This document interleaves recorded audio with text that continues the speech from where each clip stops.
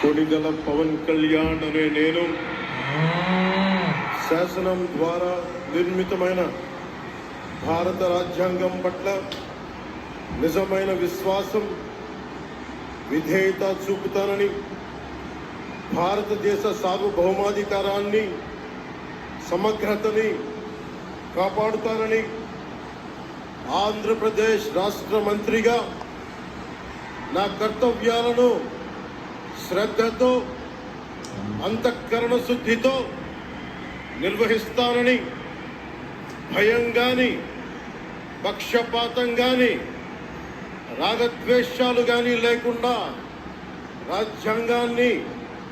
శాసనాలని అనుసరించి ప్రజలందరికీ న్యాయం చేకూరుస్తానని దైవ సాక్షిగా ప్రమాణం చేస్తున్నాను. నేను